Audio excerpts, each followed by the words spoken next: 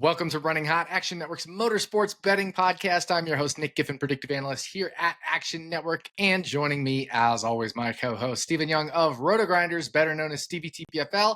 And this week, we're previewing the Viva Mexico 250 at Autodromo Hermanos Rodriguez here on Running Hot. Last weekend at Michigan, Denny Hamlin saved enough fuel to take the win over Chris Buescher and Ty Gibbs. That was after William Byron ran out of fuel right near the end of the race.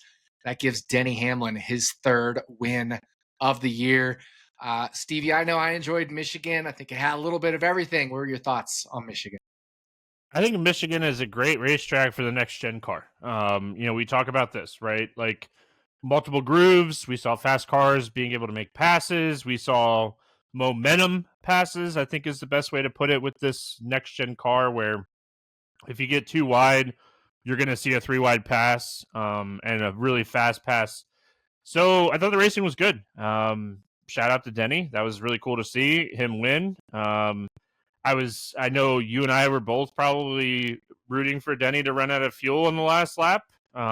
Finished top 5, sure, but like let Buescher win. I had bets on Buescher and Ty Gibbs, so I was like, and Denny had plenty of fuel too. He had done, and we know this about Denny. Like Denny and Joey Logano, Brad Keselowski, these guys are just really good at like fuel savings, where they have found a way to be fast and save fuel. So, overall, I thought the racing in Michigan was great. So super happy with the race. It stunk for William Byron and Carson Hocevar, but you can't go on a long fuel run like that and be the leader. Like, I know everybody wants to be the leader, but like Carson Hocevar was going to run out of gas too. Was he fast because they didn't, bump up the air pressures in that left rear, and is that why he was running so much better? So, risk you take when you don't have a win and you want to get a win. Yeah, I mean, honestly, we got to throw with Denny and Kez and all those guys as fuel saving. I mean, Chris Buescher saved fuel too. He was in that same strategy as Denny and those guys, and Buescher finished second. And Buescher was actually ahead of Denny Hamlin, and I believe it was Ty Gibbs as well. He was trying to pass Zane Smith, his Ford compatriot there, and got a little, I don't know if it was loose or tight, but he lost it and kind of drifted up towards the wall there as he tried to pass Zane. That allowed Gibbs and Denny to pass him. Which I think was ultimately the deciding factor in this race. If he'd gotten by Zane Smith cleanly, he probably would have been able to hold off Denny Hamlin because he was fuel saving too. I know you and I were both rooting for Buescher because we had bets on either Buescher. For me, it was on RFK to win. Unfortunate there just in terms of the bets, but felt pretty good about my handicap in the race, even though the results didn't go that way. But also, like you, I thought Michigan had a little bit of everything. Crazy restarts, passing for the lead, even outside of restarts, drafting, some wrecks, some fuel saves, some strategies. So I thought it was a really, really good race. But we transitioned from Michigan to Mexico City at Autodromo Hermanos Rodriguez. It is a little more than a 2.4-mile road course in Mexico City. And Stevie, the Cup Series has never raced here. Back in the day, the Xfinity Series raced here in a little bit different layout. So what are your thoughts as we're heading to Mexico City? I think that speed is going to matter because we have a very long straightaway. I've been watching like some sim videos and stuff of like people running it on sims, and looking at it, it's like, all right, I think we're going to see like top end probably like 180 miles an hour. So like speed's going to matter. Braking's going to matter because you're going to go from 180 to a very technical, like turn 1, 2, 3, and then like a mini straight, wide, really fast turn 4, and then like a really technical S's type section. And then where it's going to be really interesting is right there, right before the large straightaway, as we have some technical turns where braking is going to matter, but speed and acceleration is going to matter. So I'm really excited for the race. I'm not excited about potential of turn 1 late in the race, any kind of chaos that could happen. I think that it might be worse than what we see at Watkins Glen sometimes, of like drivers really shoving it in there in turn one. But overall, I think that it's a technical but fast road course. So we're looking at like Coda, maybe even Sonoma now that it's like repaved, Watkins Glen type races. So I'm excited for the race though. Yeah, actually, I would go even further, and my number one comp is none of those tracks. It's the Roval? Indianapolis Road Course. Oh, It's yeah. the Indianapolis Road Course. Hermano Rodriguez, Autodromo Hermano Rodriguez, is flat. It's 2.42 miles. Well, Indy Road Course is flat and 2.43 miles. They both have two kind of straightaways, a long one coming off like a roval type turn, a little technical section, then a straightaway, and then another technical section. That sounds nearly the same. The speeds should be relatively close in terms of the average speed of a lap, and the age of the track surface is very similar. So I think the number one comp for me is the Indy Road Course. So a lot of the data I've been looking at is 2022, 2023 Indy Road Course for the current drivers. Now, there's a lot of drivers that didn't get to race on those tracks, or they did in the Xfinity Series. But I do think we can take a lot of takeaways from the Indy Road Course. But you're right. We get to pull in a little bit of Watkins Glen. We get to pull in a little bit of Coda. And I think you get to pull in a little bit of the Roval from Charlotte as well, especially that kind of hairpin section that we had on the Roval last year that they introduced with the redesign of the Roval.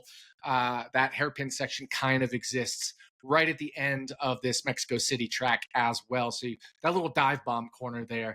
So yeah, you definitely get to pull in all the road courses, maybe a few more than others. But honestly, for me, Stevie, I think the number one comp is the Indy Road Course. Curious your thoughts on that one. Yeah, I mean, I like the Indy Road Course thoughts. I think that the only thing that I'll say is a little bit different package with the road courses then and now. But either way, I mean, I think that's good. I think even potentially like the Roval, because of how fast you run outside on turns 1 and 2 at Charlotte, is a good comp too. So practice, we say it every week, but practice, right? Practice is going to give us an idea of where these teams are at. Practice is going to matter a lot. My question for you is, do you think the drivers running the Xfinity Series have a advantage this week? I don't really think so. There's going to be a good chunk of practice, and they've all done sim time on this track. Plus, I think one thing that I think is going to be really interesting is the fact that we're at altitude here. Yeah. So I've seen things like Toyota's put some of their drivers through altitude training in the 8-week altitude training program. Tyler Reddick, for example, in Xfinity, William Sawalich. So that could play a factor. But the other factor being at altitude for me is that actually relatively decreases your horsepower even more. And when that happens, you're not spinning the tires much coming off the corners. So you can get your power down and be more aggressive without killing your tires.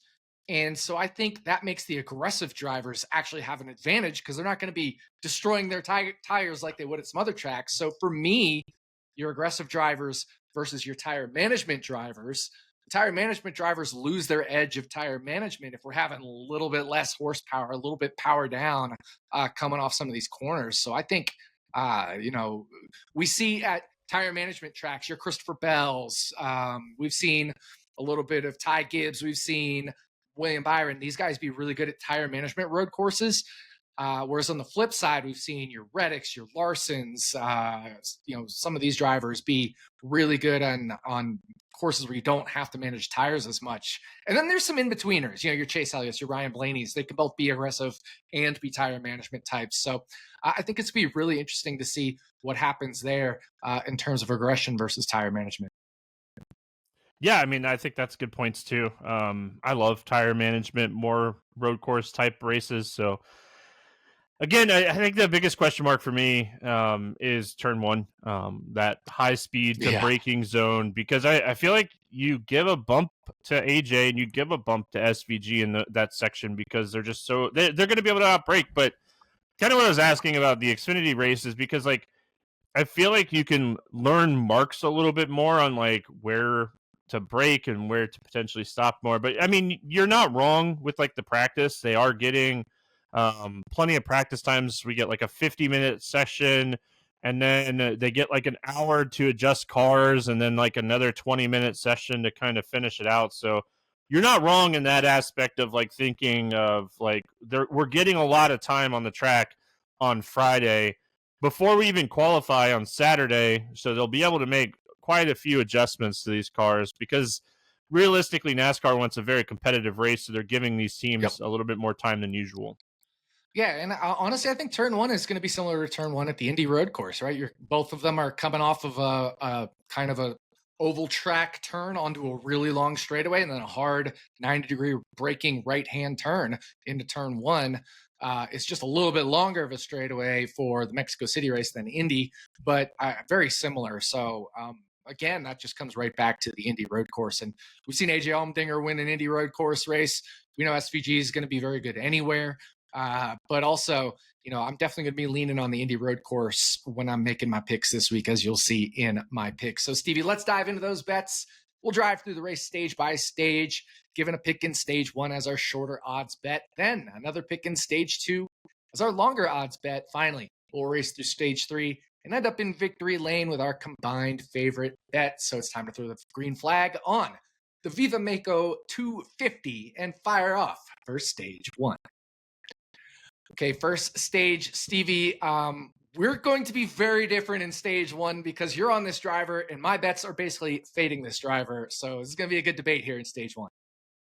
Yeah, I mean, no real debate for me. I mean, early week bets, I'm looking at my model and I'm looking at who has a little bit of value, and that's Chris Buescher for a top 10 here at -115. If we just look at road courses since the start of last season, he's finished inside the top 10 in 4 of 6. If we look at the road course speed, he's in the top 10. He's like 6th and 7th in that like range. And if we look at crew chiefs that call really good road course races, he's towards the top. So yeah, I mean, I could see why you might be off of him. I get it. His average running position on road courses is a lot worse than what we kind of want. But they've been really good on and consistent on strategy, and that's what gives him good track position. They don't typically stay out and kind of mess themselves up on strategy. So that's one thing that I look at, very important to me. He's tied with Tyler Reddick with the best average finish on road courses since the start of last season. So it's just showing value. The top 10s are there for him. They call really good races. RFK has had plenty of speed lately, so that like fast speed front stretch section I think is going to be really good for Buescher. But this is more of a model showing value. I like their strategy on road courses, and I hope that they have a little bit of speed this weekend. And look, I get it. I totally get it, and I understand the whole him at road courses and model value. For me, though, where he has been the best at road courses is on the higher tire wear. If we look, especially early week and qualifying, Chris Buescher's not a great road course qualifier. His best qualifying has been at Sonoma, Elkhart Lake, which is Road America, and that was back when in 2022 before the repave. So those are all 3 high tire wear road courses.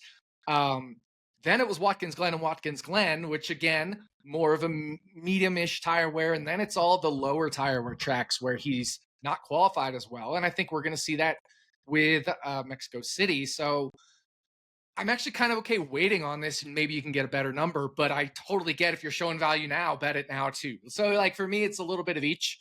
I just think we saw earlier this year, Coda, he qualified 24th. In the 2 Indy road course races in the next gen car, he qualified 16th and 17th.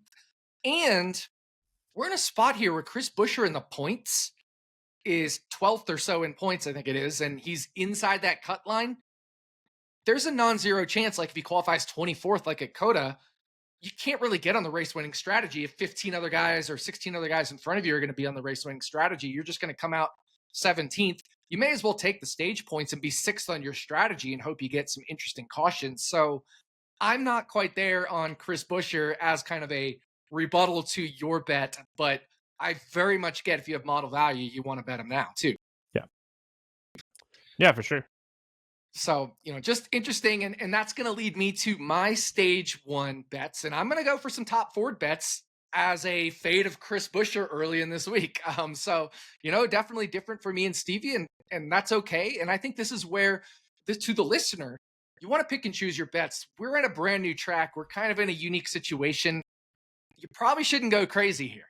I personally am going to push what I think is my, and honestly, non-model edge. A lot of my stuff is very scientific or anecdotal or what I think is an edge based. But I do this occasionally. Once or twice a year, I'll find these spots where I feel like the science or the certain things back up an edge I have. And more often than not, I actually tend to hit on these. But at the same time, it is more speculative. So I'm being a little more speculative here. And so I'm going to go top Fords because right now Buescher is the top Ford everywhere in terms of the Ford market. And he's minus odds, I think, at pretty much every single sports book to be the top Ford. But I'm going to fade that. And I'm going to take Ryan Blaney and Austin Cindric at plus 550 each at the time we're recording this. This is at ESPN Bet. They're plus 550. I'm going to take Todd Gilliland at 18-1 for top Ford. And that's at multiple books. And then I'm going to take Zane Smith at 35-1 at ESPN as well. He's 33 at Bet365. He's 30 at some other books. I'm fine with all those. So I'm going to take 4 shots here at top Ford. A little bit of this is a Chris Buescher fade, but Ryan Blaney was very good at the Indy road course. If we look at just average running position from the 2 next-gen Indy road course races, he actually was, aside from Michael McDowell, who is no longer a Ford driver, the top Ford driver in terms of average running position in the 2 Indy road course races. Austin Cindric I like as well. I just think the Ford camp has gotten weaker with Michael McDowell leaving. And if we're fading, we being me, is fading Chris Buescher, Austin Cindric is arguably the next best Ford road course racer, period. And then Todd Gilliland and Zane Smith both have their upside on road courses. We've seen Todd Gilliland actually get a 4th place finish on the Indy road course. Yeah, there was some chaos in that race. And Zane Smith has had really good Truck Series runs on road courses as well. So just, some Ford shots I want to take here early in the week, while I think, having no Michael McDowell, removing him from the Ford pool, removing Chase Briscoe from the Ford pool, and also discounting Chris Buescher pretty heavily, I think opens up value on those other guys. Yeah, I like the Cindric bet. I think Cindric is someone that could potentially even win this race. So, and Todd Gilliland is a very quietly good road course racer. He's just never been in like top tier equipment where we've gotten to really kind of see it. So, listen, I mean, I hear you. Like, if you are not on Buescher, this is the way to bet against him. Kind of like, yeah. And like maybe Buescher qualifies really bad, and like you're like, oh, maybe now the I strategy. Can have Buescher later in the week. Exactly. Yeah, yep. Exactly. So that's kind of where I'm at. And here's the other thing: there's potential for rain. My only hesitation with Austin Cindric is he's been always terrible in the rain on road courses, but Todd Gilliland has been good in the rain. And you mentioned Todd Gilliland. I think 3 of his last 6 road course starts are top 10. So including Coda earlier this year. So definitely some for me value there, regardless of the situation with rain or no rain on Todd Gilliland. My biggest hesitation on rain would be Austin Cindric though. So a lot of stuff going on here, Stevie, and that's what makes this race so darn interesting, as we had a lot of unknowns. So again, listeners, be careful with betting too much too early in this week. Me, I'm going to push what I think are edges more. That's just my style. I probably don't recommend it to everyone. So that's stage 1, Stevie, with Buescher, top 10, minus 115. And I want some top Ford bets: Blaney, Cindric, Todd Gilliland, and Zane Smith. So that'll round up stage 1. We're going to throw the green and white checkered, come into the pits. Unless we're, on the strategy where we stay out, then we're not coming to pits. But Stevie and I, we're coming to pit, getting some new tires, getting some fuel, and firing off for stage 2. All right, stage 2, Stevie. I mentioned this driver briefly. He left the Ford camp, and now he's at Toyota. You're on this guy for a top 10. Yeah, one of my favorite bets this week is Chase Briscoe, top 10, plus 150. I think he's just one of the drivers that's being very undervalued across the industry and in the betting market. So if we look at Briscoe, he's been hot or cold on road courses. But if we look at earlier this year, he ranked 8th in speed at Coda.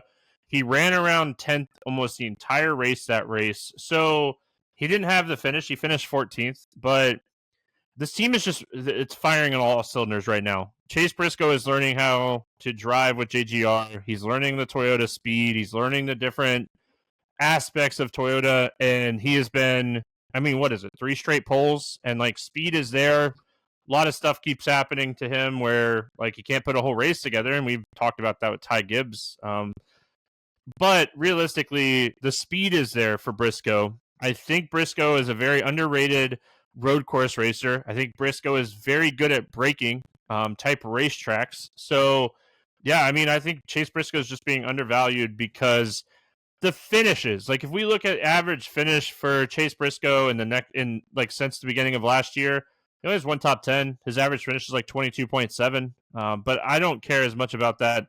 I think this equipment upgrade is massive for him going from Stuart Haas to JGR.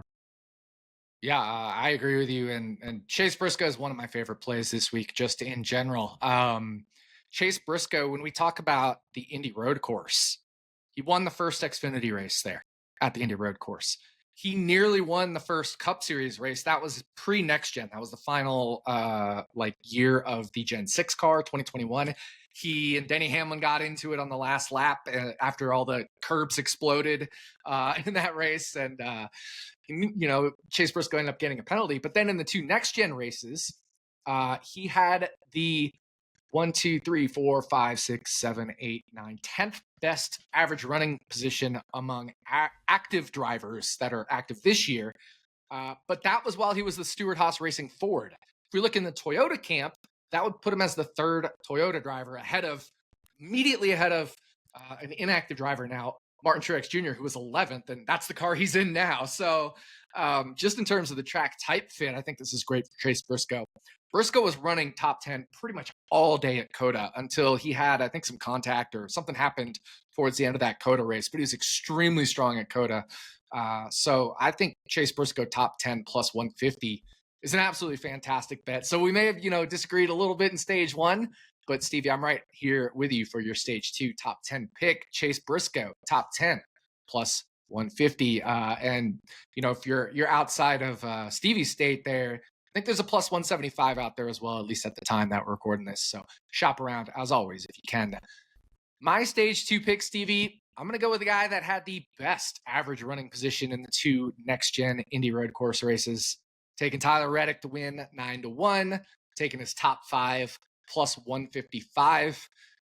We talked about how I like aggressive drivers, given there may be less tire wear with the potentially lower horsepower at altitude. We talked about how Toyota has put Tyler Reddick through 8 weeks of altitude training.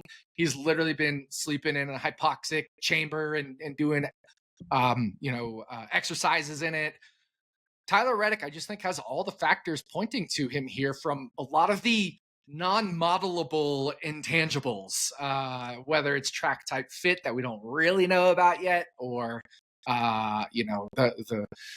the tire wear deal, the horsepower deal, or like I said, the altitude training. I just think there's a lot coming together, and he's kind of drifted to the point where we would have bet Tyler Reddick 9-1 at any road course a year or 2 ago.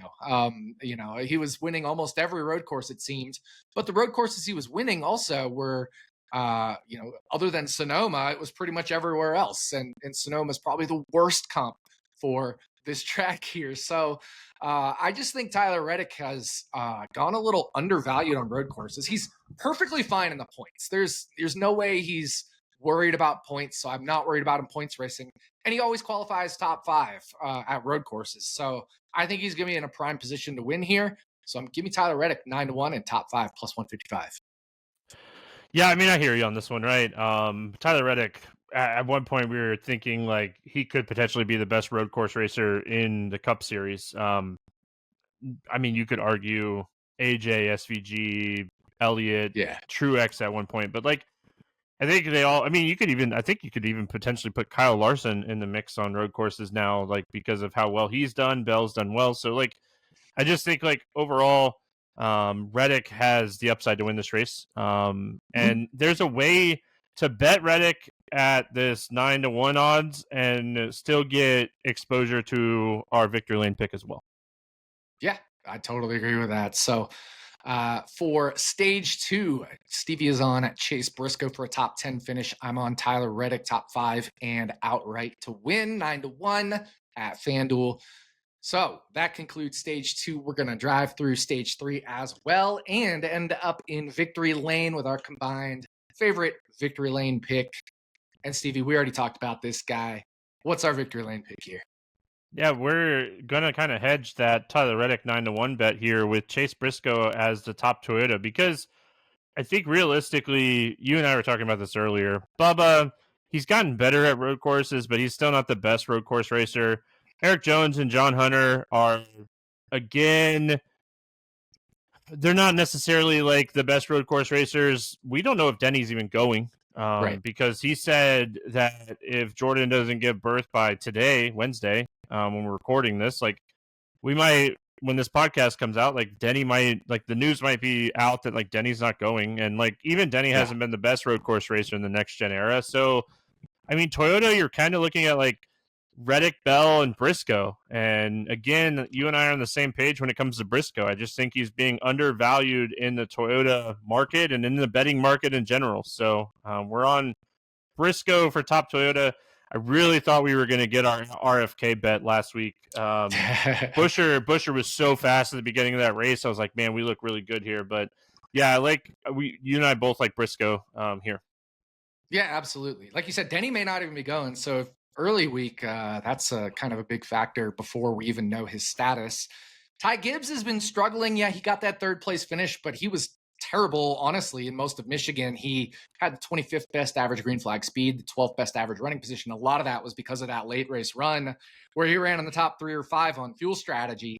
And then, this is the hedge to Tyler Reddick, and Christopher Bell is Christopher Bell, but I mean, Chase Briscoe ran equal to or better than Christopher Bell for a lot of the COTA race that Christopher Bell ended up winning. So I think it's a lot closer between Briscoe, Bell, and Tyler Reddick than the odds were being given here. So even if it's 7-1, I know I tracked it at 10-1 even before we recorded this podcast, and that moved. But I still like it at 7-1. I still like it at that plus 650 number out there. I'd take this closer to like plus 450, something like that, on Chase Briscoe. So I'm totally fine giving it out as a victory lane pick on the podcast, even though I got a much better number prior to the podcast, because I have value on this much further down than 7-1. So Chase Briscoe as the top Toyota is our combined victory lane pick. And that is going to do it for us. Thank you for listening to the Viva Mexico 250 episode of Running Hot, Action Network's motorsports betting podcast. If you'd like to tail some of the bets we discussed today, look for the quick slip link in the podcast and video description. Go to actionnetwork.com/bet now. We'll be back next week to talk bets for the Great American Getaway at Pocono Raceway on behalf of my co-host, Stephen Young. Thanks again for listening. We'll see you back here next week on Running Hot from Action Network.